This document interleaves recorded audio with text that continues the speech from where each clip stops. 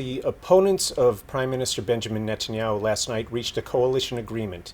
They reached a deal to form a new government that could end the 12-year rule of Netanyahu. This is a major breakthrough in Israeli politics and Israeli history, but the deal is not done yet.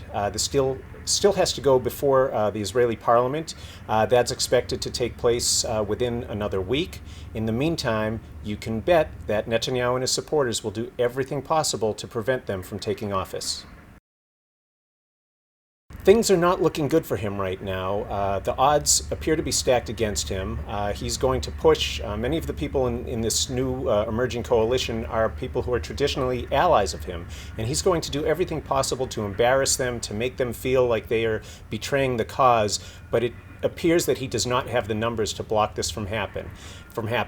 That does not mean that he will be exiting the political stage. Most likely what would happen is that he will become the opposition leader, and he will use that position to do everything he can to continue to prevent this coalition from moving forward. You have to remember, this coalition consists of 8 parties with very little in common. He's going to do everything he can to exploit those differences and try to make it fall apart.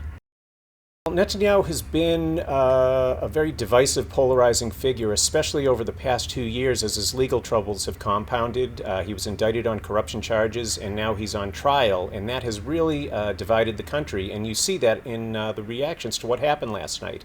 Among his supporters, there's a sense of shock. Really, it's hard to believe that the leader, the man who's led this country for 12 years, it's hard for them to believe that he may be on his way out.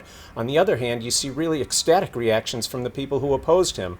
I think there's a lot of support, a lot of people who want to see the country start a new chapter.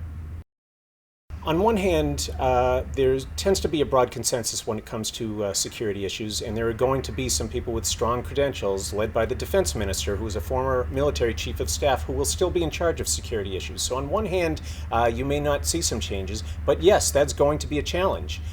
Whenever there are tensions with the Palestinians, whenever there's a war, there also can be tensions between Israel and its own Arab minority.